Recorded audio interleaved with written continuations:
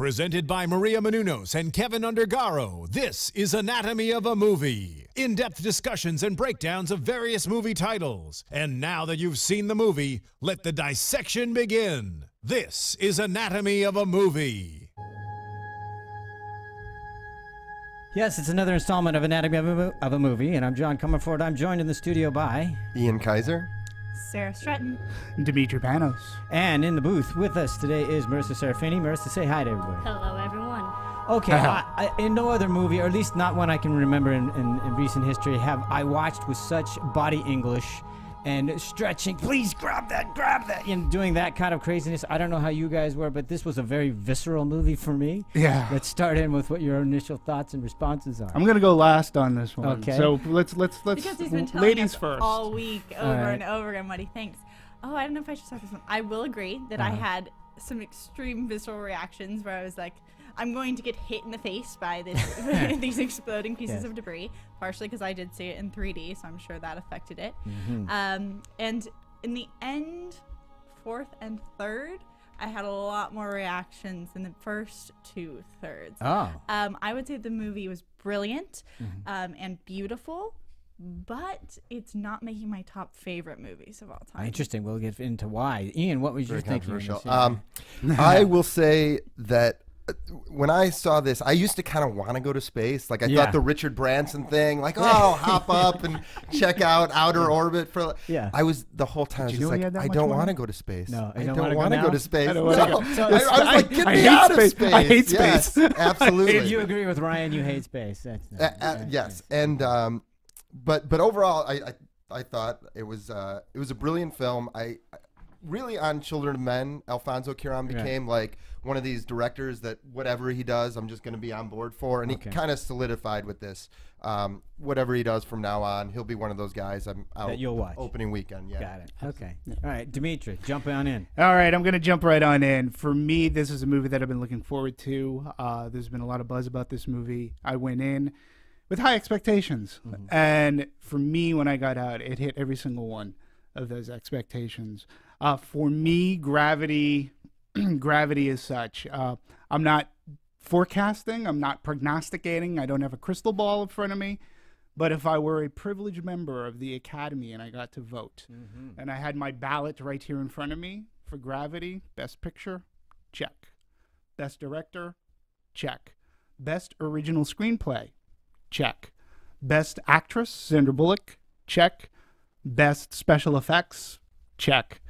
I mean, to me already, and I know that we're going to have a lot of great films from now on the end of the year. A sweep. It would get all of those for me. It would get all of those for me. So soon. As we're talking about it, I mean, I can go over, like, this is a movie that I've really given a lot of thought to. And there's reason why I say it's not just because it's a great movie that I would say, you know, it deserves Best Picture. It's not because, I mean, Sandra Bullock's performance was fantastic. It's above and beyond, you know, going into the movie. Ian, you and I talked about Kate Blanchett for Blue Jasmine.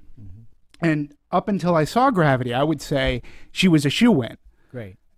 All right, we'll get into the more to the section later, but I got to get to Marisa because I haven't heard how she's felt about it. So, Marisa, if you could chime in here, let us know what you were thinking. I really liked this movie. I went into it not knowing exactly what was going to happen. I know that she's kind of orbiting in space by herself, but I realized that it's so much more than that. And this film in Gravity, it kind of seems like the new age 2013 version of Space Odyssey with the whole upgrading of like special effects, visualization, just from like that movie to this movie. It's the evolution and revolution of the technology that film can do nowadays. Yeah, to me that was the most striking thing about it. I thought technically it was wonderful, and I think everybody should see it just for that, the technicality, absolutely, things like that. But I think I'm more with Sarah on this. I mean, it wasn't. I don't know that it reached the threshold of being the best movie of the year yet for me. So, but anyway, let's get into more. Let's really. But get into, if we can, I did want to. You know, you brought up a great point too, because this movie is visceral. I mean, it's very suspenseful. And you know, when we're talking about technology, the last time I think that I was really in awe of a movie was probably Avatar. And only because I had seen things in Avatar that I had yet to see in cinema before. And to your point, like, it was as close to being in space since there was an IMAX movie, I think, called Space, or there was something about the Hubble telescope that, you know, and it chronicled the liftoff into space, and that was awesome. And it was, but this was truly amazing. I really felt like I was weightless and lost and spinning around, and you know, some people left because they were motion sickness. Yeah, I know. You should have taken your Dramamine. Go ahead. Just on your point about Avatar, it's funny because I was thinking about the 3D in this film and how much I enjoyed it. And this is going to make you upset. I have not been a big proponent of 3D because after Avatar, I loved. I thought it was brilliant in 3D. And after that, I don't know if it was because a lot weren't shot in 3D. For whatever reason, I did not enjoy 3D until this film. And this film is one that I've actually told everyone you have to see it in 3D. I'm really interested by that because I'm not a big proponent of it, but I'm not a hater of 3D either. I mean, I liked it when it was used actually in all things part of Scorsese's film Hugo. Yeah, it looked fantastic because the way it was used to tell isolation. I liked that part of it, but I liked it. But I really now want to see it in 2D because I want to know was it really that interesting? Because other than a few things flying at me, I didn't really care. I gotta say, I saw it in 2D. I was going to see it in 3D, but I saw it in 2D. But I was still blown away, and I think I want to see it again in 3D now. But I think either way you see it the first time, it's still an amazing movie. Yeah, I'd take it a step further because, you know, personally, you know, I think the format to see it in is in an IMAX or other large format type screen in 3D. I truly believe, like, you know, we are coming upon Academy season, and the big deal about Academy season are the screeners. And I personally don't think a screener is going to do the movie the justice that it deserves. I mean, I really do think that this is one of those movies that the movie-going experience, it's all here. It's all there. It's in scope, in size, in story. It's why we're here. It's to talk about this. The key of this film is that you need to feel overwhelmed, and that's what an IMAX or a 3D experience gives you, because the whole thing is she does feel small, and you want to feel small. You want to feel overwhelmed by this world. You want to be scared by the earth. You want to be wowed, and it goes back to why 3D worked for Avatar. It's these other planes, these other things that your mind almost can't grasp. It's immersive. Exactly. Yeah, it's totally immersive. And, you know, 3D, you know, Ian, you're in good company. A lot of people don't like 3D. You know, coming from the studio side of things, working for usually Technicolor. Because they use it as a gimmick. That's why. Well, it takes you. For me, when they use it as a gimmick, it takes me out of the movie experience because all of a sudden I go, oh, that's right, I'm in a 3D rather than being invested in the story. I'm now outside thinking about how they're shooting it. Right. And that's what drives me crazy about it. I'll take it a step further than a gimmick. I mean, and it's sort of ironic because it was, I'm going to say this, it was Warner Brothers who actually started this whole deal with Clash of the Titans.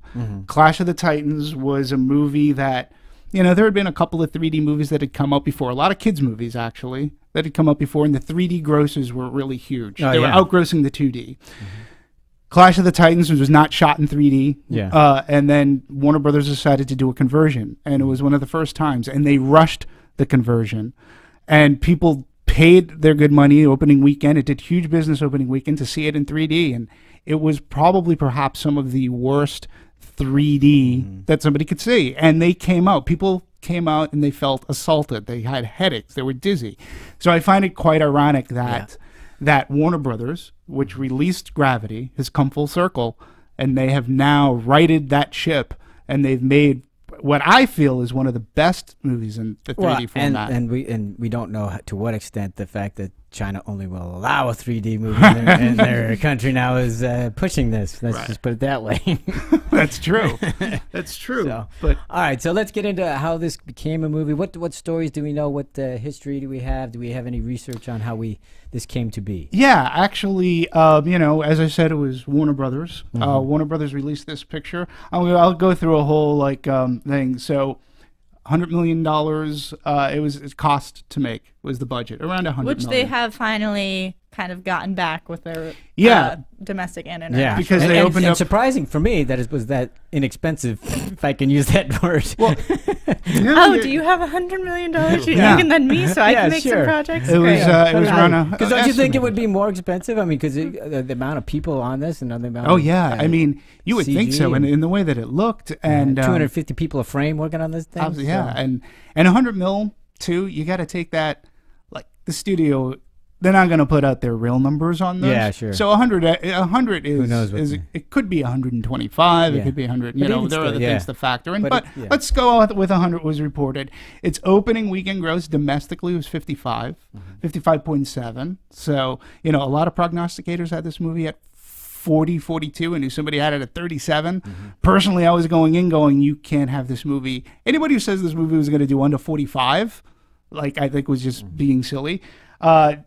Foreign territories, it was huge. 28.4 million foreign territories. It opened day and date. Thus far, I think they just announced that it's 100 mil worldwide. So that's fantastic. Well, I can see people saying that it's not going to do huge numbers. It's really just it's a small, simple little character study, really, that's in outer space. So I could really see somebody going, well, it's too sci-fi. People won't see it because it's sci-fi. Or they go, it's just Sandy Bullock. Is it really going to be? I mean, if you're following, if you're in the business and you're following the trends on this movie, and you're following, like, there was talk about it before Venice, and once it hit Venice, that's when the buzz really came out. And I have to say, Warner Brothers this year, their marketing, for the most part, they've been knocking it out of the park. And the marketing they did on Gravity, they made this movie two things: a must-see, in large format 3D, which is like crazy. So it really gave the good push for people to go out and see this movie in 3D in a large format. I completely agree about the marketing. I thought their strategy was great. Spot on. Marvelous. It really was. And, you know, and then you have Alfonso Cuarón. Now, here's the funny thing. He and his son, Jonas Cuarón, they were actually working on an independent feature. And as things go in Hollywood, things sort of kind of fell apart while in the process of making it. They had everything all set to go. It fell apart. Now, he and his son, they were big fans of movies like Duel and Runaway Train, so you can see some of that suspense and how it's in this movie. They ended up saying, hey, they were still there. They're going, okay, the plug got pulled. They couldn't get the financing on this movie. And what do we do? So they sat down and they came up with the concept for Gravity. They came up with just the concept. And the story centered on Bullock's character. And they just mapped out an entire storyline. Now, what's awesome is they actually wrote the script via Skype. Alfonso was in Mexico. Jonas was in Madrid. And so they're on two different timelines. And Alfonso said, this is like crazy because I'm pulling all-nighters. I feel like I'm in college. And he was feeding his son, and his son was doing all the banging out of the screenplay. And then he would send it to Alfonso they would work on it and get it done. So I found that was great. They had the script ready to be shot. They were good to go at around 2009, 2010 or so. And then one thing held them back.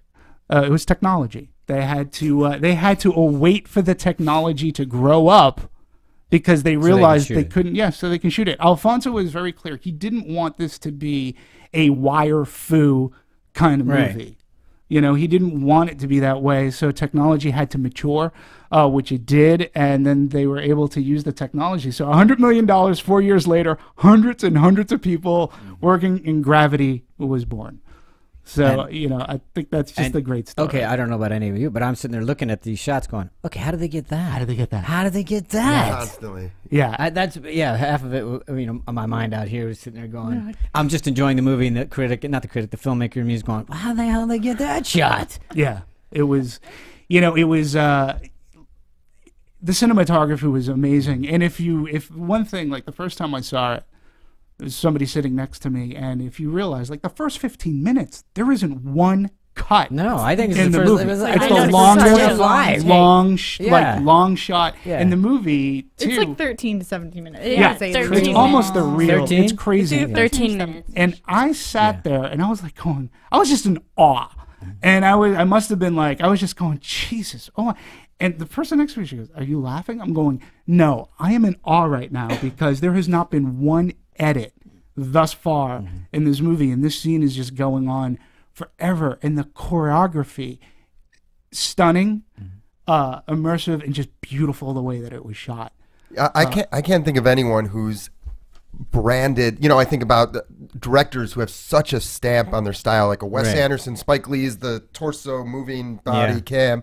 And I feel like Cuarón's kind of branded this real time. Other directors have done it, but the way that he choreographs the movement and space movement, like in Children of Men in this film, I feel like that there'll be shots like that you'll say that's a Cuarón film from now on. I agree. And here's a great stat. Do you believe close to 60% of the film is made in just 12 long seamless takes? Yeah, that's crazy. That's 60%. That is insane. Because they also said that they only shot maybe 200 cutaways, which is significantly lower than what a normal film has. Right. Yeah, it's just amazing. And then when you look at, you talk about what... What's interesting just about that, though, I don't think anybody who is either not into film, or let's just put it this way, unless you're a filmmaker or really love film, I don't think you could even notice or would notice that there weren't any cuts. Yeah, in those. I think because it was so seamless in the unless storytelling, you're like visually great so geeks interesting. like us. That's what I mean. Exactly. If you're just a person who just loves film but don't care about how they're made, I don't think it would matter. That's what I'm saying is so good about it. Exactly. Yes, it's beautiful enough to always keep It's compelling. All the things, so you're totally enwrapped in it, and didn't even faze anybody that there wasn't a cut. It wasn't until you had the cut and you went, holy what just crap. happened? Oh, yeah. We just had a cut. Yeah. That's the first cut we've had. Yeah, it's crazy. And what I was thinking of like last week when we talked about Rush. Remember we were talking about the cinematography? Right. And one of my favorite scenes was scenes that took place from inside the helmet. Right. And it seemed as if they had like a pen, like a pen-like cam in there. In this movie, we go inside and outside helmets. And then I've come to learn that a lot of that was animated. Like a lot of there was no glass face plate thing, and they were able to do that. And to me, that's just, but even still, from a technological standpoint, even that part amazing. Is they got the cameras going so close to her face. I'm going, okay, some of this has got to be CG because you can't get a camera that close. Yeah, you know what? I wish Phil were here because Mr. Close-Up. Yeah, there was some good stuff, but it wasn't even just that. Like that opening scene, you had George Clooney. Like flying around, so he'd be on camera, off camera, and then the camera would swing around and pick him up again, and pick up Sandra Bullock, and he's telling his stories.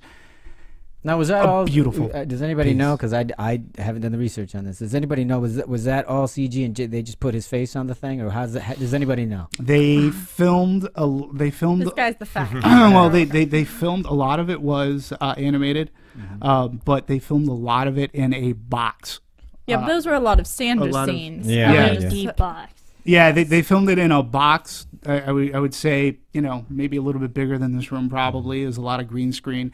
They had the camera did a lot of the movement. Yeah, the camera was well blocked and choreographed. Oh, yeah. It was supposedly on one of those mechanical gimbals. arms. Yeah. Full robotic craziness. Like and Sandra Bullock said it was one of her most loneliest experiences filming, and it's just her and the camera. Yeah, and you had a lot of green screen, and they had to get the timing just right. Alfonso Cuarón said, "I don't know what I was thinking." He goes, "It was frustrating, but man, you made it again." I just say you made it pay off. I do not think that I am going to see the likes of Gravity between now and the end of the year. I just don't. No, not between now and but now that you have seen it, everybody and their mother's going to use that technique. Of course. Yeah, but I mean, like I bullet think time.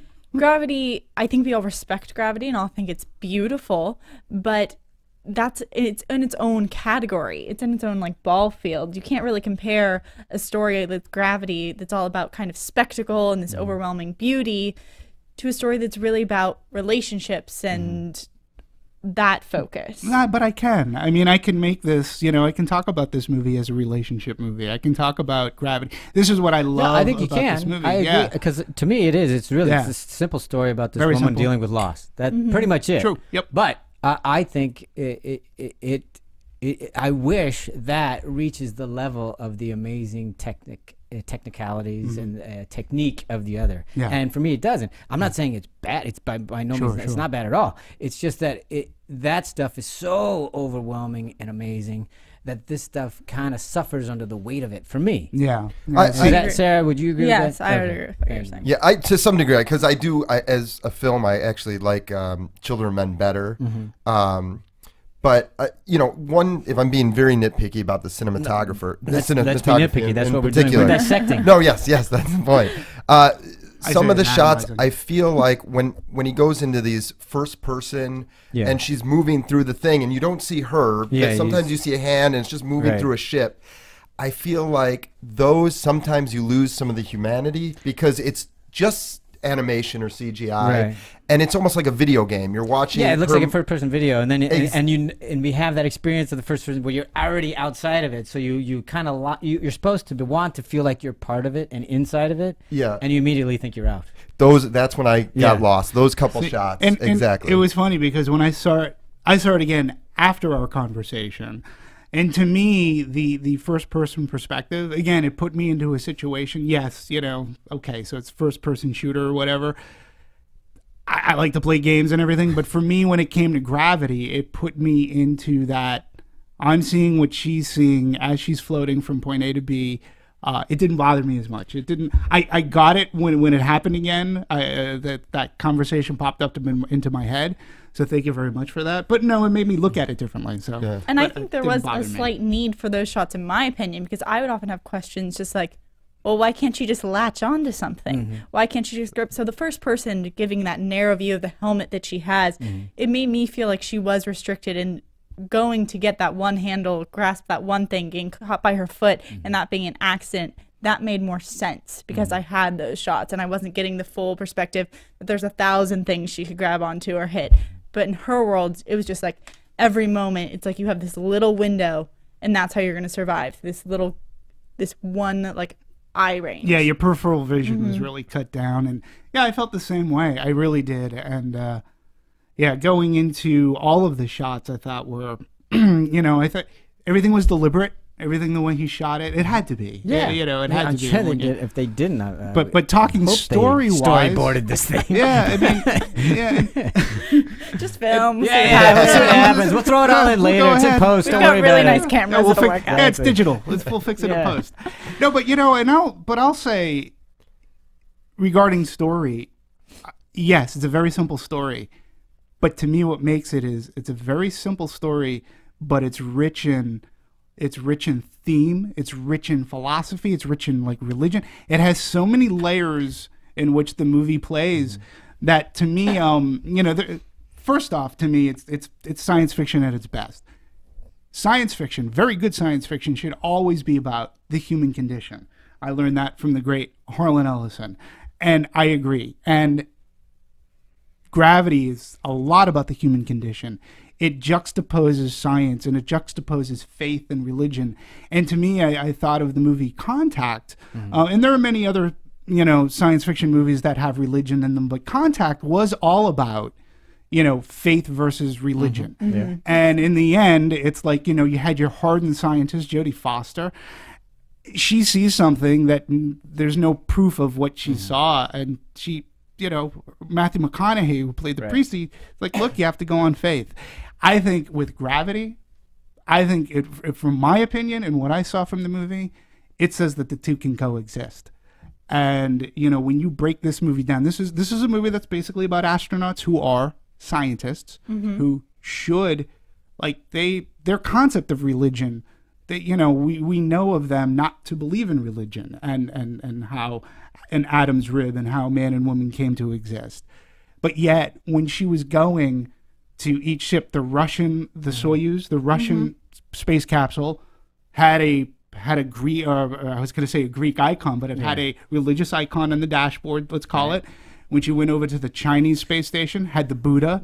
I found it very funny that the Explorer, the American one, the only symbol that I remembered for that was Marvin the Martian. And a retainer. This is what Americans believe in. And a retainer.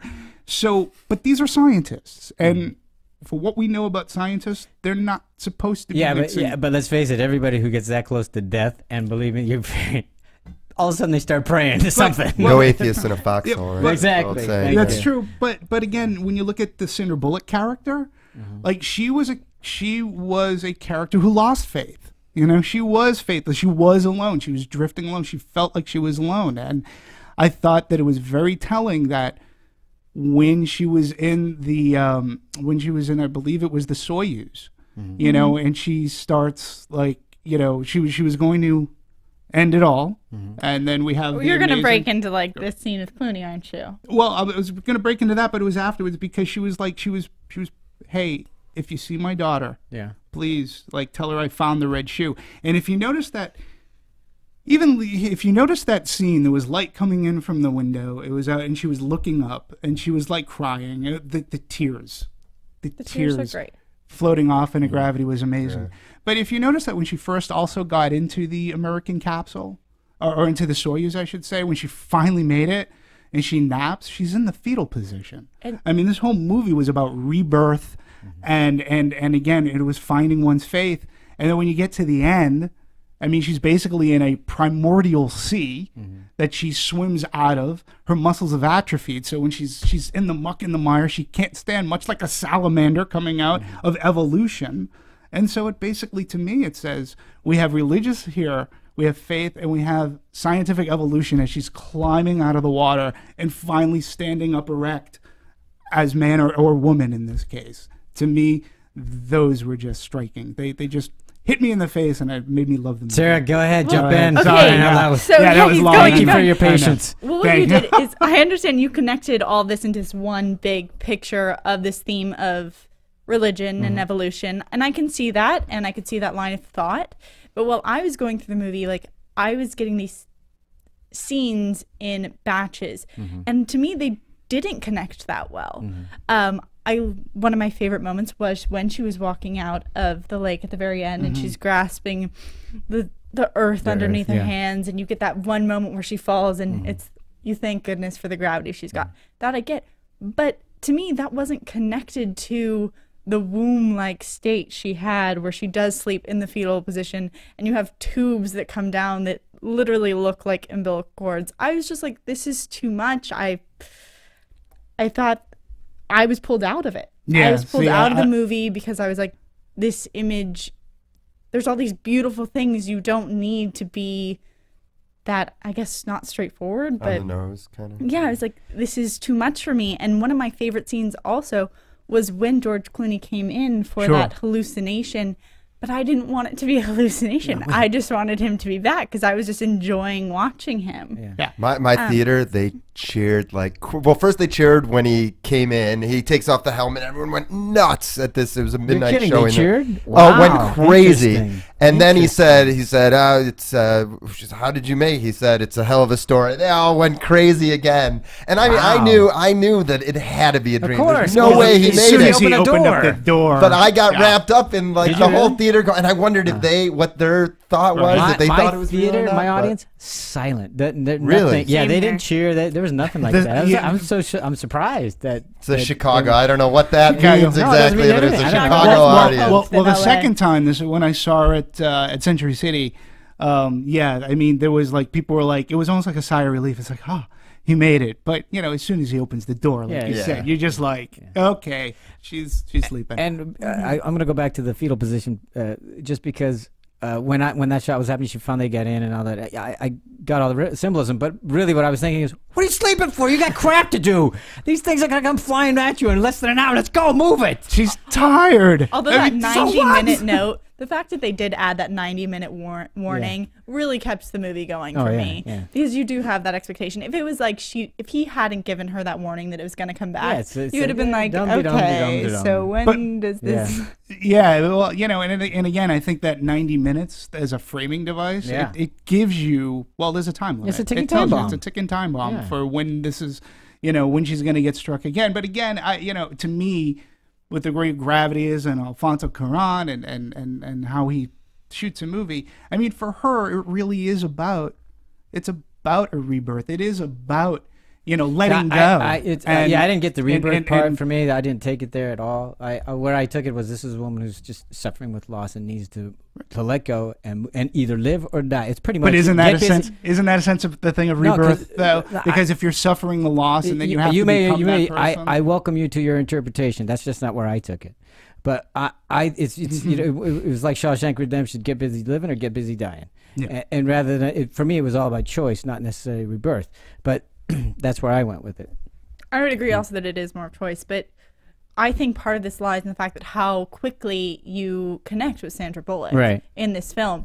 Because for me, my immediate connections were with George Clooney. Sure. And I found him so much more appealing and entertaining and wonderful. Yeah. And with her, I wasn't connected to her until it's tough though. Until maybe she got into I know, because you have a character, by the way, because she's already shut down because she's really not alive, so to speak. Because as soon as her child died, obviously she shut down everything, pretty much like she did in the capsule. She shut down everything. Yeah. So there's that metaphor. She's going for a drive. She's hard to get close to because, and here George Clooney he's living in the moment, even to the point when he's dying, he's still living in the moment. Even to the point after he's dead. Exactly. Look at that sunrise. I mean, it's so you got those things playing, but that's why I thought first of all, it's a challenging thing to have a character that's already shut down that you can't relate to, because there's nothing. I mean, until you know what's up, it's really hard to hang on to her. Using the let go anyway, so, hang on. Exactly. So I just think that grab anything. It's difficult and it's challenging, and that makes it an interesting character, but it also makes it a very difficult thing for the audience to do it. And I think that could have been done. They still could have got there in a different way, and that's where I think the script missed, is because we couldn't relate to her soon enough. If I had been given that opportunity to, I think I would have been more emotionally invested, because I wanted to be devastated with her, and I didn't get that. Well, let me ask you this though. Wait a minute. Sarah was on me. Hang on, Sarah. For a minute.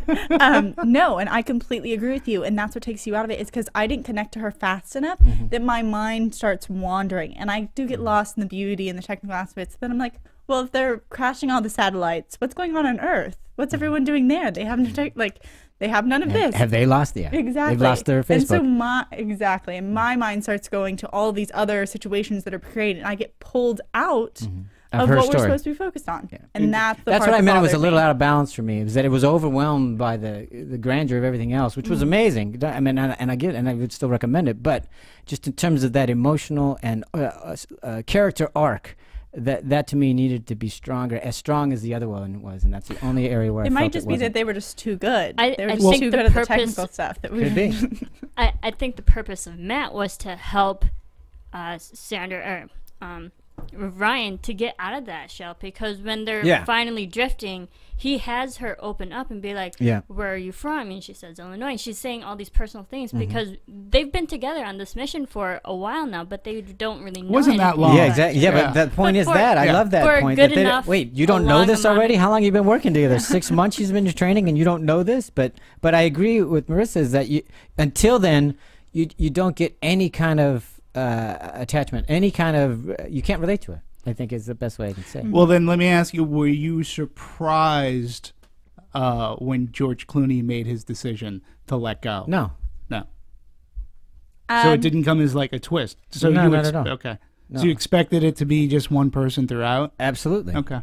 For a number of reasons. One, the way they advertised it, because you barely see Clooney as being part of this, so you know he's not going to be a huge part of it. B, it just in story structure, you got to isolate your main character so she can go through this own thing. So at some point you have to do that. And he, in his way he dies, he shows her how to live. Right. So that helps her story arc. So I knew going in at some point, he's not long for this world. So like, but you didn't, out of space for that. You didn't feel for her when she was like lost on that arm and twirling out into space and like. No, here's the thing. Of course I felt for her because she's a human being. What I'm saying is, as the character, I don't know how to say it differently, so I'm pardon me for repeating myself. No. Because I didn't get to her early enough in an emotional way, or get to understand her, and to feel what the heck she was about or what she was going through. By the time I heard about it, I'm going, okay, but that doesn't allow me enough time to invest in her because all the other stuff is happening, and the other stuff is fabulous. Yeah, but it doesn't. It didn't reach me that part didn't reach me in a visceral as the other stuff did on a visceral level. Yeah, I mean, you know, and I will say this: when I saw it again, a lot more stuff hit me than the first time. When I saw it again, this is when a lot of that stuff really hit me, and I paid more attention to her character. And, you know, I don't know, I found myself being very emotionally invested. But that was probably because you'd already been emotionally invested her from watching it the first time. No, actually, there was a lot that spectacle is not as... The spectacle of it, for me, wasn't as much. Because, again, I didn't pick up on a lot of stuff the first time that I watched it. Like, a lot of, like, again, like her clawing herself out of the sea, noticing the religious icons and the ships, and her praying and her looking and the light coming down and then the whole fetal position. Like, when I saw it the second time around and all that stuff, I was like, okay, you know. No, I agree with you. Those little moments are all there. Yeah. And I think my point But you just wanted it sooner. No, not only sooner, but they're all there. But think about the visual spectacle and the auditory onslaught you get with the other stuff compared to a fetal position or an icon here or an icon there.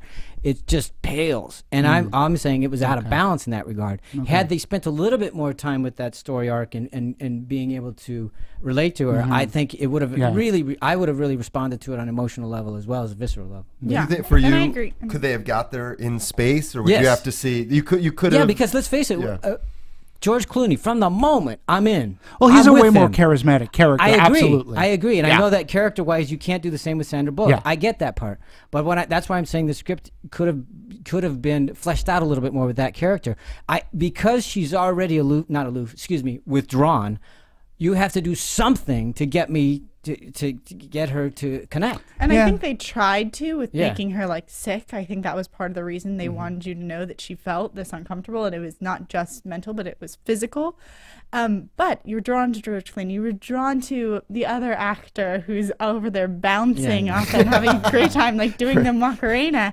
And like when he goes, I was really sad. Yeah. And he was in the thing for a minute. Yeah, for a minute. Like, it doesn't even count. And I was already connected to him. It's just a really difficult choice to have your main character be somebody who's withdrawn, who doesn't connect with people, and then have the audience try to connect with her. It's just really a challenging thing. It's a very, and I applaud them for that effort.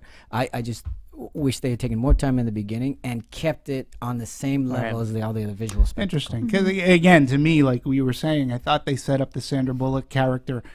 She was a rookie amongst veterans, and she, you know, even Clooney said, "Hey, the first time I was out here, like, you know, I blew chunks all over the place and stuff." And, you know, to me, I mean, none of us have ever been into space, and you know, I think we may have. I don't know what kind of experience we'd have. Yeah. Hello. Well, people have accused Ian me. takes a lot of trips. I don't know where he goes. And people have accused me of being for days on end. So I don't know. Again, we agree, but yet I think it's just a little bit different. I mean, for me, I buy her character. I get it. And so when Clooney leaves and she doesn't have that crutch anymore and what she has to accomplish on her own and what she ends up doing on her own, I think was, you know, that was her arc going through it all. Yeah, but for me, she was already alone. Yeah. So by the time Clooney left, what difference? She was already on her own. She was on her own before she even got in the space shuttle. Well, yeah, I mean, sure. So you have to take and this is away. A great job for her. Yeah, exactly, to be isolated. So, all right, we got to move on to other topics. Let's talk about directing. Wait, did you have something to say, Ian? No. Okay. I actually, we were talking about space. I want to talk about. I'm just curious. I don't know if there's any research on it, but I mentioned this earlier. We didn't start talking about the authenticity of the project of space travel. I'm just curious if anyone knows if there's any factual information. I'm only going to refer to what Neil deGrasse Tyson says, the famous astrophysicist. He said a couple things. One, they could never make it from the telescope to the space station. That would never happen because it's too far away. And Sandra Bullock's hair would not be lying flat in space. So she had short hair. So, but even still, she had short hair. Even still, it would be like, foomp. So, he's amazing, actually. Neil. But he liked the movie. I mean, that's you know, and never let facts get in the way of good stories. So he's also I the like guy. Buzz Aldrin's. Buzz Aldrin's review was.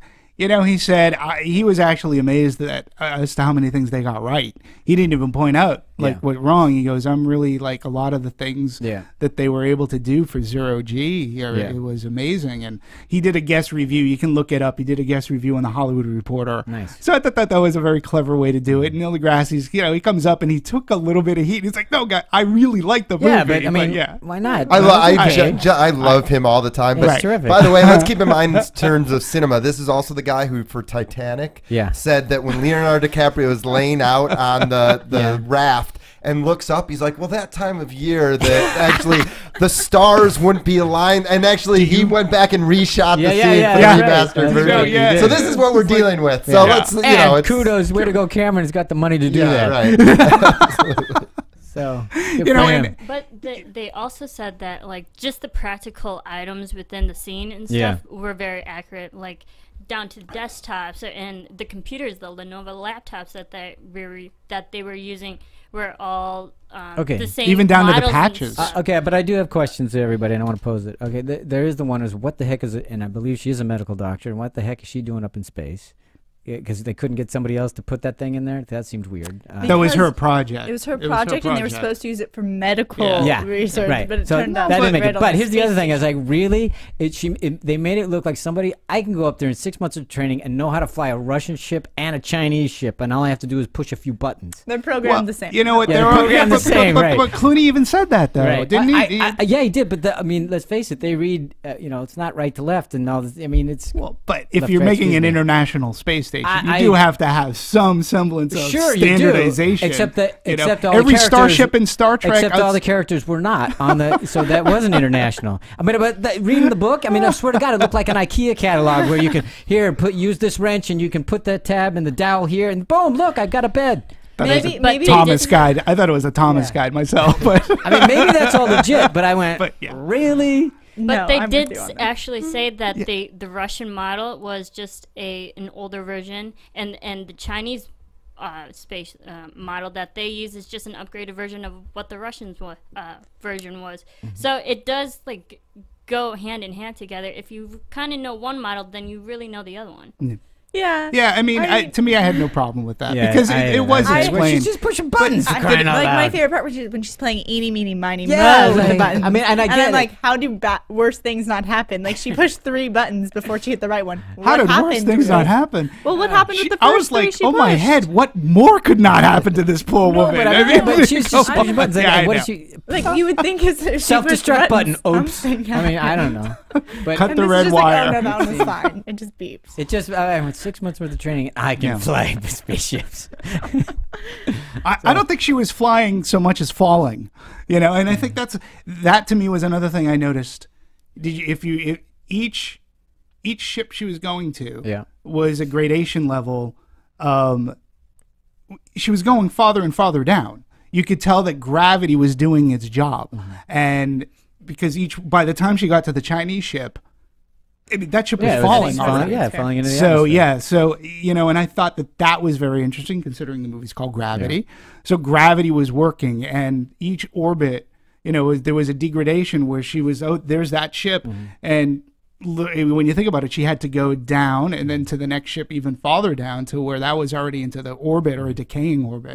And I thought, again, those things to me, like when I look at it, that's cool. Let's go ahead. I mean, that I really liked, and I also liked how, as expectant we were that this debris was going to keep coming. The second crash is what really made me like that part, because I was like, okay, it's going to happen again in in 90 minutes, and I'm not going to be as wild as the first time. And the second crash was scarier to me than the first. I was and the I was exact same way. That's really impressive. Like the pucker factor went up to about 12. You know what I mean? The pucker factor. Even how they executed the second crash, there was literally no sound because there's no sound in space, and it was all a music track. But that even enhanced the chaos of what the second crash was. Yeah, that was. And then for me, then to top that up, when that Chinese station or whatever it was, I can't remember what it was, when that starts getting hit into the atmosphere, it just starts pulling apart.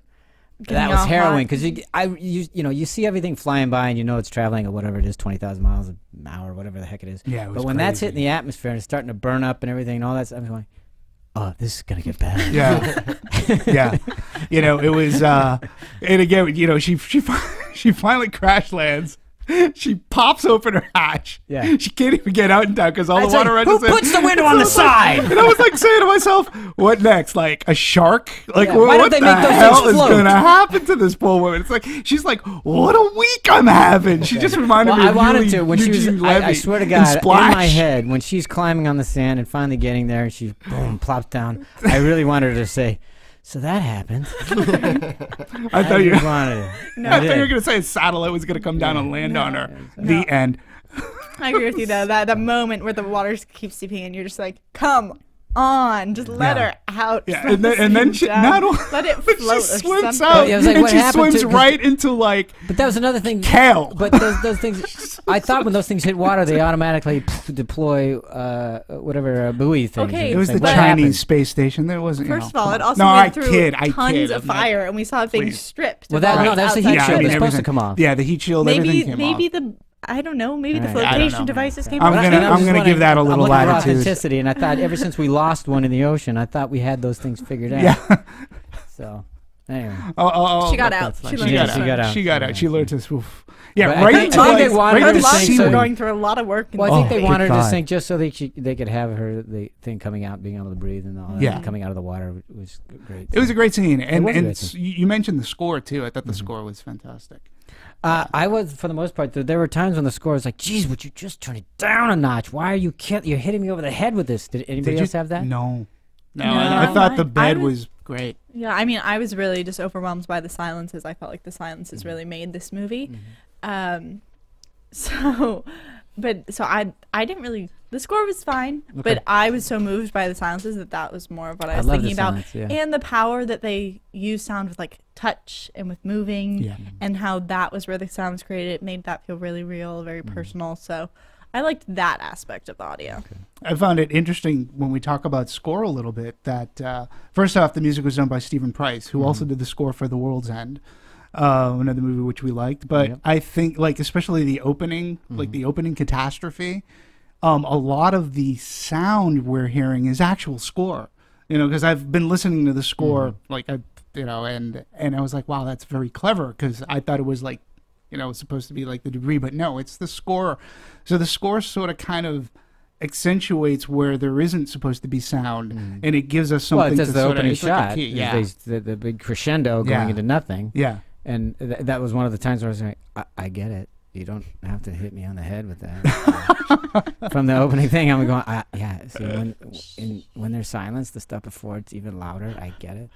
So, but that was me. But I liked the score. I didn't. Maybe I've got Superman hearing or something like that. But It was loud. It was loud. Where did you see it, if I could ask? Like, what did you see it in an IMAX theater, or like an ETX? It was not an IMAX theater. It was I don't know what kind of theater it was. It was a theater in Santa Monica. Okay. Maybe Mine was it's RPX sound. Well, I was wondering if it was RPX or Dolby Mine was, Atmos, you know, because something like that too Don't know. would really punctuate. Don't know. Like, you know, that would be loud. But RPX was honestly, spectacular. I'm not kidding you. I saw people around me that were putting napkins in their ears I love that.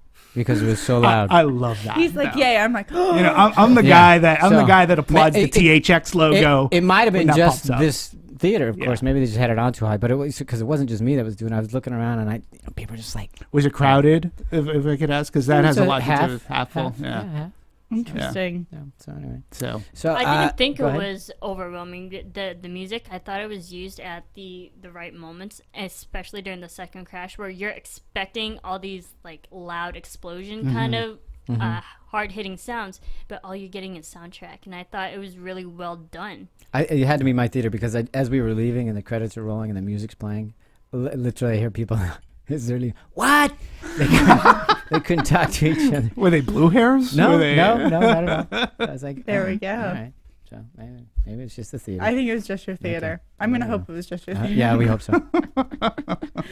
So let's see. Where do we want to go to? We're going to start with directing. Not start with, but we were moving on to directing before we got sidelined. So you've already mentioned a lot. You like this a lot, I assume, in terms of its direction. Ian, we're talking about. Yes, other than like The I specific mentioned, choices that about the POV thing. the POV shot, what he's able to do with these long shots is it's incredible. The Remember choreography. when the player happened? Remember the player? The opening shot. The opening right. shot of the player, which is long tracking shot by Roger Altman. Oh yeah. Robert Altman, excuse me. And everybody's amazed. I go, I can't see how anybody's going to look at this and not just be impressed right off the bat with how this was choreographed and blocked. Absolutely. No, brilliant. I'm going to bring up another movie that the opening shot to the original Halloween is like one of the first amazingly long tracking shots that you know that Carpenter used, where they had the steady cam, and it's that one is about a good 7 minutes in before there's like a first cut, so to speak. But yeah, I mean his tracking shots are just amazing. I will say that normally this was one of these films where I was like, how did they do? And I don't remember. Maybe like The Matrix or something, and then you you get used to seeing gravity. You've seen some things on how they pull I off agree. certain shots. What was it, The Matrix, and then Avatar, and then this? It's kind of like technically, yeah. I would say that I loved the long shots. They're beautiful, breathtaking. One of my favorite moments though is when Bullock is spinning, and I think it's when she's spinning because she's connected to the arm, or it's one of the first times she's just spinning uncontrollably, and she's trying to pinpoint, I think, like her location, giving sightlines. And you can tell that she's spinning by how it's changed, the reflection in her helmet. And I just love This is just after she disconnects, because he's asking, give me your, where your coordinate, something. Yeah, give me something to look at. And just that, the spinning and the craziness and trying to understand what she's looking at, how that was captured, I absolutely loved. And I also really don't get when she would say, it's at my 7 o'clock. I'm going, where's your reference? Exactly. How do you do that? Yeah. You know, a friend of mine had, I'm going to give him credit for this because we've all, like, Let's not do that. No, I'm going to give him credit for this because I think it's a great idea, because we're all saying, like, how did they do that? And, you know, when you're talking about academies coming up and everything, I mean, I think his name's Peter Block, FearNet, and his idea is, he goes, wow, wouldn't it be great if Alfonso and maybe the cinematographer and maybe Sandra Bullock and George Clooney, maybe for like Academy run, what if they laid down a commentary and they, instead of it being on a disc, you show it for a week or two? Like if Warner Brothers did theaters, that. or in theaters. Okay. Yeah, and you show it in theaters. I mean, how we filmed this? Yeah, and he talks about, it would be like a commentary track that you get on a Blu-ray or DVD or Laserdisc, and you, I mean, but except you could see it in all its grandeur. You see it in all its grandeur, how it's done. That's and you're hearing how it's done, and I'm like, cool. going, by benefit of that never having been done before, so to speak, in a theater setting, for somebody like me, I would go see it. That would be that would be fascinating. I'm curious whether or not they'd want to do that, because how would it affect their chances for awards if they did that? Would it demystify something too much? Do you think it would? I mean, I think if I were going to go to a theater and see it versus like in my own home, I think that the idea of putting how they made it together would be great, but you'd have to put it maybe before or after. I don't think I'd want it completely layered on top in case I hadn't seen the movie. Yeah, I mean, you'd only want to do this if you'd seen it. Exactly, and I think that does. I think that makes it harder. So if you could combine it for people who haven't seen it yet, so they could watch the movie, could go and back then and get maybe in for half price. Well, listen, the Academy members, they get to go to the movies during that season for free. Sure. And again, when we talk about marketing, don't tell them that. Well, but okay, sorry, but they get screeners too. Yeah. But no, but they also, if it's marketed the right way, like I'm not saying you get rid of the prints, but well, listen, we're in October, so come January, February of next year, it may not be, it probably won't be in the IMAX 3D format. It'll have made a lot of money theatrically, and if you release it, you just do it as a special engagement, and it's marketed like you've seen the movie, now know about the movie. Now learn about the movie. Now and in a world. Yeah, good one. I don't know. I just thought that would be a very clever idea from a marketing standpoint, and you get a whole fresh eyes. Would they want to give up all their secrets? I don't know. If they want to win the Academy Award, I think they would. Why? Because they could still win without giving up the secrets. I mean, it's on the screen. I mean, the end result is there. Do you think they're winning? Is that what you're saying? I mean, this guy thinks they should win everything. I'm not going to say for Best Picture. There's too many movies to come out before I can say that. But I think on the technical side, I think they'll win something. I mean, I think sound editing. I think not for me because it was too loud. But that's sound volume. I don't know how well. We'd have to see other movies coming out, but cinematography, if you could think about editing. Well, I really didn't have that much to do because how many edits did he actually make or she actually make in the process? So, I think technically it's a huge contender. I think absolutely. I'm not as convinced about the best actor. Yeah. Well, I'm curious too how when you brought up Blue Jasmine and Cate Blanchett, I am curious, and you said that you could make the comparison for Best Actress. I'm curious, like, how do you level that playing field? Okay, and say, because it's in so my mind, different. No, I agree. The performances, but I'll put it to you this way. In my mind, first off, I thought that she was a lock. Blue Jasmine, okay, Cate Blanchett. She was fantastic. I'm not going to take anything away from it. And then I saw Sandra Bullock's performance. Now, one thing that critics of Hollywood and everything like that, they always clamor for, we need strong female characters in movies. There aren't enough. And I can sort of make the argument that Cate Blanchett's character in Blue Jasmine is like she's a woman that's going through a huge mental breakdown, a nervous mental breakdown. And I can sort of kind of say that that's an afflicted role for her. That's like a Rain Man role. She's playing an afflicted character, where Sandra Bullock, on the other hand, she's a scientist. She's a woman who's in outer space. Okay, which is rare to begin with. It happens, but she's a woman who's in outer space. She's a scientist. She's a top scientist because she wouldn't be there if she wasn't. She's a strong woman, and then she gets the survival instinct. She is the thing that Hollywood should be making an example of. Now, I'm not saying, again, that Cate Blanchett sucked. I'm just saying she went full retard. She got it. She nailed it. Whoa. She did it. Come on, Tropic Thunder. Well, but I'll make the argument though that Cate Blanchett's character. I don't want to get into too big a comparison between the two, but maybe not a positive role model per se, but certainly a survivor. So I would. I wouldn't say she's a survivor at the end of that movie. She breaks down, but attempting to be a survivor. She's not a nice character. She's going to lie and do whatever it takes to. I mean, in some ways, I understand it's not a the positive Academy role. likes that role better. No, I do, but more. I agree with you. They do. I'm just saying, if you want to perpetuate those roles, and if Hollywood wants to perpetuate and say that we have strong female role models, I say Sandra Bullock. Number one, she was great, and that if you want to perpetuate, let's face it, I'm not saying they're going to. The sequel, they're interested in perpetuating roles. Yeah, but I get it, and that's my other thing. That's why I say Gravity for Best Picture, because again, we always clamor. We've talked about it. We talk about originality. There hasn't been a movie like Gravity that we've seen. Well, not this year. Yeah, but for me, the reason why I can't say it was original. I agree, it's shot originally, and certainly, I mean, the visual experience of it is original. The story's not that I expect, because stories are stories, and it's they're pretty much. But for me, a best movie has to be hitting on all cylinders, and this one just doesn't for me. Yeah, for me, but marginally so. So it'll be interesting to see what other movies come out. But that's why I wouldn't go with the Best Picture. Yeah, again, we're striving for originality, and I know there's some knucklehead out there who's trying to think of how do we do Gravity 2, Electric Boogaloo. You know that's happening. Absolutely. But it's not a franchise picture. It's not based off of a novel, not based off of a television She's story. going to lose her second child. She's I think. And then she's going to go into the deep sea. Exactly. No, she's going to be on a mission to Mars. Yeah. To recolonize it with her new child. Nice. Her alien child. Yes. Let's just change this all up. There's the knucklehead I was talking about. Jeez. I don't know why I'm not in those rooms. I should be in development. But again, not based off a young adult novel. I mean, this is an original story, and that's why, again, you want to perpetuate this sort of thing. Give it attention. Give it the attention. I think it'll get attention. For sure. First of all, let's talk about how attention. We just talked about the numbers on it. What's everybody saying? What's it getting on Rotten Tomatoes? Well, it's at 97% as of this morning on Rotten Tomatoes, which is crazy. Really crazy. So, I mean, I don't know anybody that hasn't seen it that hasn't liked it. Yeah, I haven't heard anything. I certainly liked it and would recommend it.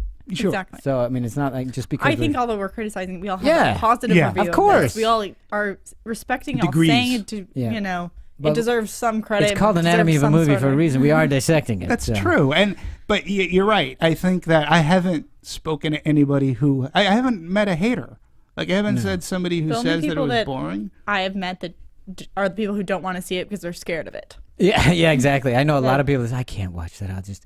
they watch it through their hands they're covered just over too their eyes. frightened Exactly. to go and make the leap to see it. And I don't think that frightened would be. No. It would still be there. Absolutely. It'd be more frightened. And I honestly have had friends who've taken a Dramamine before they went. Yeah, I warn people to take Dramamine. You know, if you get motion It didn't get me at sickness- all. I mean, Yeah. you know, no, not at all. No, but I was totally. I felt as if I were spinning. I felt like. But I did. So I mean, visceral. I was like, oh god, just one more inch. Get I know. Which yeah. So much body English watching that thing. We didn't But isn't we that didn't talk great? about the fire extinguishers. No, nice. let's talk yeah, about that. yeah. Let's talk favorite scenes now. Go ahead, Ian, bring it up. Oh, I love that. Like You know, her pushing the fire extinguisher. I thought was. I don't know. Those Again, I days don't in the know if it's sorority paid factual. off. No, they said it was actually It was factual because as you can see when she first fires it off, she doesn't have the greatest control. Knocks her in the of it. head. But when she centers it and moves it closer to that center of gravity, or her gravity, she had better control over it. So the scientific practicality of that was Well, let's actually face it, pretty. anybody who scientific, sat but on a it's wheelchair so- and fired off a fire extinguisher, I mean, it works. It does. Exactly. It's just like it's an element of yes, there's a reality to it, but there's Yeah. also like a childish playfulness Yeah. to it. Where I'm sure that's been in a cartoon anyway, Yeah, being absolutely. like, I'm gonna take the fire extinguisher to let me fly through the air. Like it's happened. That was such a fun little aspect. Mm-hmm. Also like fun things like Marvin the Martian and the Retainer, and like you get into the Chinese station. And there's like what was it, wheatgrass or something in the exactly, room, exactly. and you get in the Russian one, and there's the vodka, like. All of those little details were they were fun. They were nice. To me, one of the most harrowing parts about it was not that so much they were floating in space, because although that was harrowing when you realize you're untethered and it doesn't look like anybody's going to come get you. But when they're coming in fast and hard to a place and you can't slow down, and the force in which you're moving, and then with all that debris moving at such a rapid pace, that's where it was like, God, that was crazy. They captured that so great too. That was just kinetic. Yeah, it was crazy, crazy. And then bumping into it and sliding off of it, and oh my God, that was just cruel. Yeah, Wow. cruel. It's cruel. How every time she opened up 2 airlocks, and every time she did that, it was like, how did you hang on? I know, and didn't you learn for the first time? Don't hang on to the door. Yeah, it was like holy. Honestly, the second time she goes, I think it was the Chinese one. She's hanging onto the guardrail and not the door. I go, good, she learned, and then what? Yeah, it was like, oh wake up.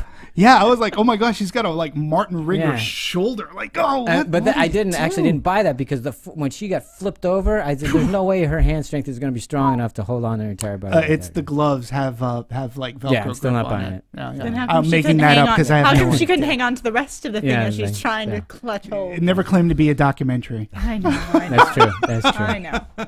That's tough. I mean, we're tough Fine. on things like that, though, are we? Though these science fiction movies. Yeah, but that would never happen. never As if happen. we really know. Yeah, like the Enterprise is going to be in the ocean. Sure. I mean, we all know the Enterprise exists, Okay, but it's so never going to be. let's talk some about favorites. Good Go ahead, news Sarah. Good news is everyone's very trusting in space. They leave their, satellites fully capable for any other country to walk into. I was surprised at how dirty and messy they were, weren't you? Does anybody clean up in these things? No. All right.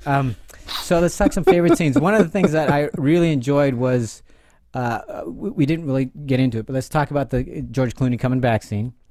Fake coming back The fake scene. coming back scene. Well, he did in her mind, so that's fake. Give some good So- advice. And yeah, exactly. So it's he obviously made a huge impact on her, because she now has a complete visual representation of him sitting next to her and has his vernacular down and everything. So, but what I liked about it was she's obviously speaking to herself, saying you have this is the conversation she should have been having all along, and the decision she should have been making all along. So for those reasons. But anything else about that you guys really enjoyed about it? I mean, first of all, I think it was well needed, because you needed some comedy. You needed a time just to relax. So when he rips out the vodka, Yeah, that was and awesome. just to get you. I just had to breathe for a second. So I realized at some point I was going, oh yeah, I gotta breathe there. I gotta breathe. Yeah, I mean, I like the rest of you guys seemed. I wasn't fooled by thinking this was a real situation, but I still felt so relieved that he was there for that moment. Yeah, just that and moment. I mean, the thought flashed in my mind that maybe she's joined him and she really did become unconscious and die. And I was like, but that's too morbid. This is happy. This should be good news. And then as soon as he's like, but there are other jets, I was like, now this makes sense. It's the clarity. It's the almost like the good conscience on your shoulder telling you to carry on and teaching you the lessons you need to learn. I loved it for go ahead. I'm sorry. No, go right ahead. But the other thing I loved about it, it reminded me of her when she's done with work and she's in the car playing the radio, because that's how it felt to me, is that this is what she's always wanted to do, is actually end it. That's why she goes and drives in the car and she just turns the radio on to nothing, because she doesn't want to face life and everything. She wants to go, and the fact that that's how she was going to go out, I thought that was a nice choice in terms of arc and everything,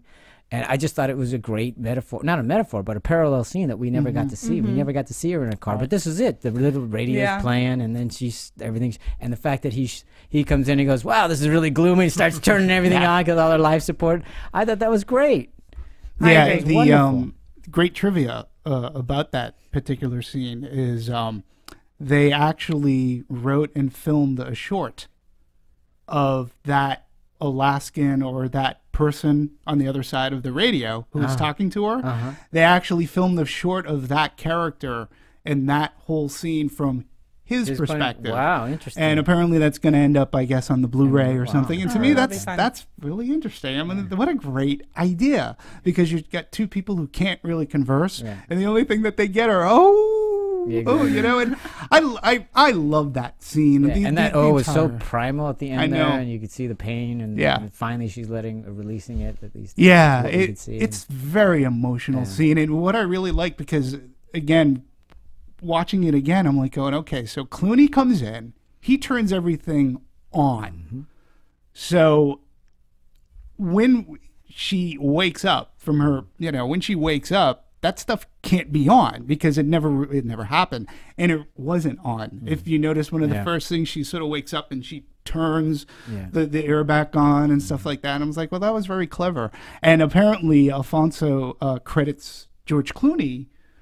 Apparently that scene was a very difficult scene. They didn't know how to get out of that scene. And apparently Clooney the way Alfonso tells the story is that Clooney had written some notes and said, here, I overheard you having some problems.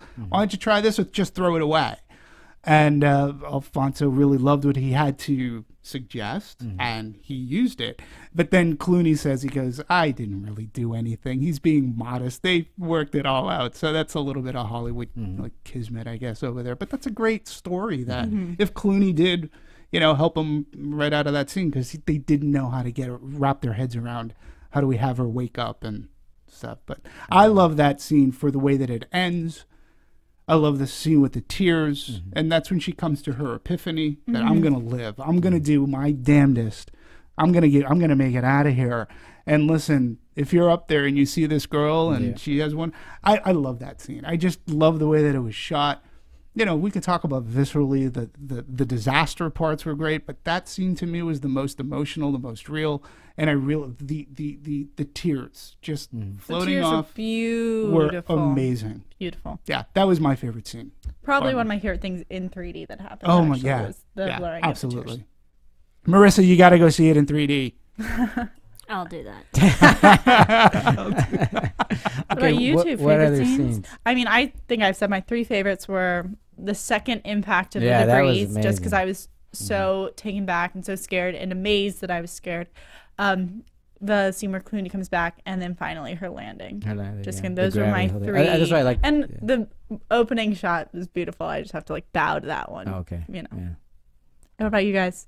I did love the landing, because there's, especially when the water actually went in, because there is almost a sigh, oh my God, we made it through this, and we're gonna survive. You take a decompression, and then the thing fills up. So I love that.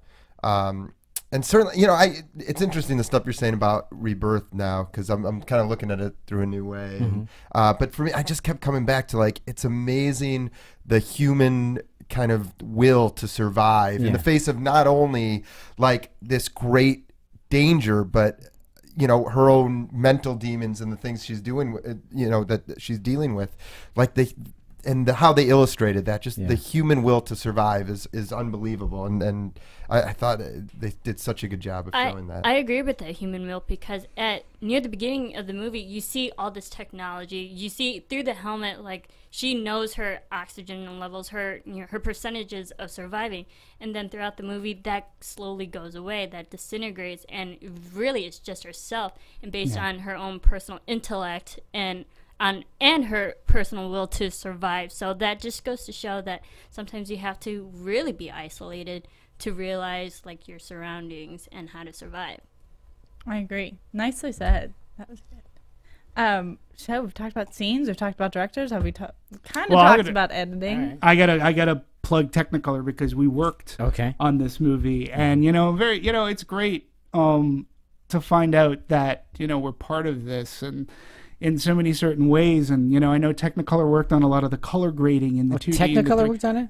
Technicolor. Oh, Wait, yeah, did we yeah, say yeah, Technicolor? Yeah, I just was wondering if you wanted to plug Technicolor for working on this. Because if you wanted to, feel free to say Technicolor as long as often as you want. Technicolor, they no, but it's, to me, it's great that they worked on the color grading system, 2D, 3D, and it looked, again, this is one of those movies where it just really looked so fantastic. And not that I'll give Technicolor the full credit. Hundreds and hundreds of people worked on this, but I think, again, to me, this is a movie that worked collaboratively. You had 200, you had hundreds of people working together as a team to get this off, and it had to have been so hard to do, but I think it just pays off from what you see on the screen. And again, this is why I say it's something that we have never seen before.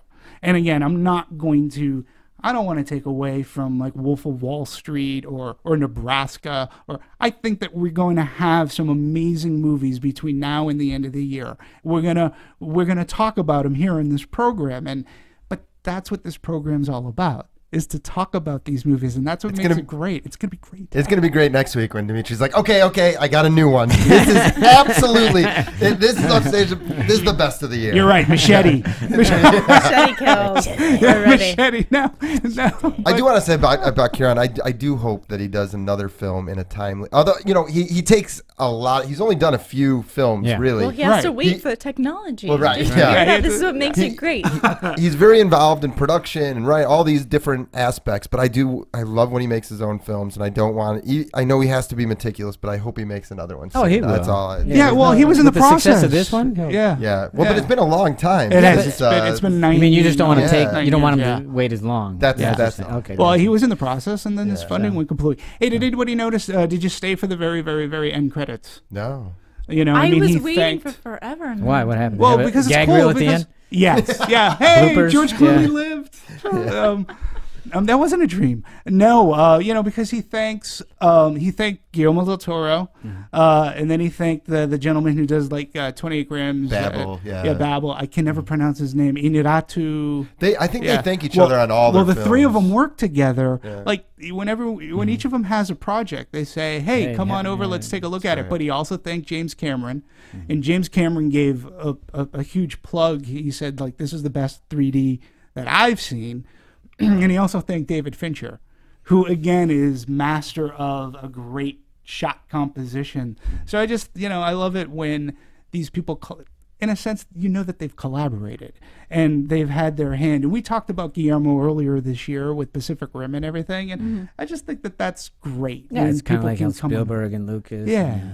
Well, and I think he was great before, but I do think this film puts his name in that Fincher, like, without a doubt. Like, Absolutely. He solidified himself as a premier director. Oh, sure. Absolutely. Yeah. I mean, he was getting notices too for Harry Potter. Yeah. And The Prisoner of Azkaban, and he did different things with that. But again, when you talk about thematically, like, a lot of people can credit Azkaban for that's elevating Harry Potter. He's going into, he's going into puberty at that time, like a lot, So, and again, when you look at Alfonso and what he does thematically with human condition and stuff, he really is. He's a great storyteller. Very good storyteller, and that's, I think, very important. There are some great directors, but not some great storytellers. We haven't talked about why they named it or titled it Gravity. Besides the obvious, obviously there ain't zero gravity, but any thoughts on why they chose that one? I think it's the importance of gravity, because when you don't have it, you're lost, and you don't know. You literally have no groundings of maybe where you are in life, and then once it comes back into the picture, you can slowly figure out where you are, your life, where you're at. I think it's exactly that it grounds you. Obviously, grounding's a great word. It grounds you. She's a character who's not grounded now. She is adrift. Let's face it. She's in a car moving. So in a great respect, she is in zero gravity because she's not grounded to anything. She's lost her core and whatever. Is keeping her earthbound. And then I love the idea that just that gravity is great, but it will knock you on your butt, but you always have to get back up. And I think that's what this movie is about for her, is that it through her she got gutted. Yeah, but it is time for her to get back up. Yeah, and gravity. And again, I like I appreciated the metaphor that, gravity sucks. Gravity works. Yeah. And, each level she kept on going down because, gravity was working. And you're right. It's finding your core. It's finding your gravity. It's what tethers you to life. Yeah, a will to live. Yeah. Yeah. To reconnect with that. And for me, it was that final moment where she is getting up on the stand, and you see her try and push, and her chin hits the ground. She's like, and then she fully gets back finally up. gets back up. Yeah, that for me was it right there. Pushing through the gravity. Exactly. And so, what else haven't we talked about? I think we got it all. Well, let's get last thoughts. So, any last thoughts? Any last thoughts? What else? Any last things? Any other scene? Go ahead. I came up with a different sequel. Oh, nice. Go ahead. Oh boy. Sandra Bullock. I don't know if she can be in this one. I want to know what was happening on Earth when all the satellites went down. Wait. Compelling story about how people lost Facebook connectivity. It was a nightmare. They go crazy. Did anybody notice who was the voice of Mission Control? Ed Harris. I didn't notice till the end, actually. I had no idea. Playing Mission Control again after doing such a great bout in Apollo 13. Yeah, exactly. That's what I'm saying. Boy, that man is old because he was running it back in 1969 for crying out loud. He's still doing it. Yeah. That's amazing. But that was a nice touch. Yeah. To have him do that. I guess from, again, we talk about Apollo 13. There was as much drama going on the ground in Apollo 13 as there was going on in space, especially that time period. It would be fascinating going to Sarah's point, though, but really to know how Mission Control was handling this. The frenzy there, knowing that all your satellites are lost. No one knows that anything's no going on. communication. They're blaming it on the Russians, but who knows? They're calling Bruce Willis, get back on that shuttle and fly up there. But the thing about Apollo 13, they also depicted the seriousness of falling back into the atmosphere. Right. So watching that movie and then watching this scene in Gravity when she's going back to Earth, you know how intense and serious that can be. Yeah. And her chances of even surviving the crash, that was just amazing how they had both kind of the same thing going on. How long do you guys think before they find her? Like, there's obviously a homing device. Do they send the jets in within minutes? If you were listening, if you were listening, we'll send somebody to your position. We're sending people to you. We're sending rescue pilots. Yeah, but we don't know. I think his question is 2 seconds. How long it takes for them to get there. She landed right next to Cape Canaveral. No, she didn't. No, I don't know. She landed in the Ganges River because that was the mention that George Clooney gave about the sunrise over the Ganges. So she's in the Ganges. It's nice. It's poetic. That's a good probably time. completely wrong. Reciprocity, synchronicity. Way there to you go. I like it. That's how I envisioned it. Nice. I like it. So the only thing was missing was the sunrise. Can you imagine if that happened? That would have been much. Okay, too much. Or this one was a subtle. Yeah, this is exactly. Unlike the womb. All right. Oh, wait, did the other key thing that kept on recurring is Houston in the blind. Houston in the blind. Yeah. That was another recurring the theme. power of speech. Yeah. The power of talking. I really found that was. And again, George Clooney said it. She goes, why are you continuing to talk? If he goes, I'm continuing to talk in hopes that somebody's going to pick this up. Well, that was the metaphor, too, is that she hasn't been talking to anybody. And if you keep talking, you might find that, that connection. person to help. That connection. Exactly. And I found that metaphor. I like, I thought it was interesting how George Clooney's character, kept saying, Houston, I have a bad feeling about this. He was saying it in the wrong way. Like, you're kind of abusing that line. But that just goes to show that all these characters, even in the beginning of the movie, had a bad feeling about this mission. I think he was using ironical, but did anybody think it was... I mean, For me, I took it ironically. same. Yeah. I would say so same. Until the great point of it is when she switches it at the end and she finds it's the a classic joke, line in the movie. I got a bad feeling. We're too old for this. You know, it's the same. So I thought he was saying it so as an anti-jinx. Yeah. I say it first so it doesn't go bad. Yeah, and he's saying it as and if it does go bad, I called it. Yeah, I call it. I win. Yeah, way to go. I'm gonna let go. I win. So. Yeah. No, I think. Gravity for me. You all know how I feel. And again, I can't wait. Listen, we got a ton of great movies coming up. All right. So. Oh yeah. So we all recommend it. We all loved it. Yeah. To certain degrees of gravity. Sure, absolutely. But that's fine. You know, we had our little things. But again, the stuff I was concerned with or had issue with, pretty minor. But for me, it's a fun experience. I'd recommend anybody go see it. Yeah. I assume everybody feels the same. Absolutely. I'm going to go see it again. No. All right. Yeah, how many times have you seen it already? Enough. Okay. All right. Do we need to get out of here? Do we need to tell everybody where we can find us, Marissa? How we handle these? Where can we find you guys? Where can we find you Twitter. guys? Trekboy1701a@gmail.com. You can find me here on our next movie, or also with AfterBuzz TV, their podcast. I'm doing Sundays, their Boardwalk Empire show. Nice. Loving Boardwalk. So good right now.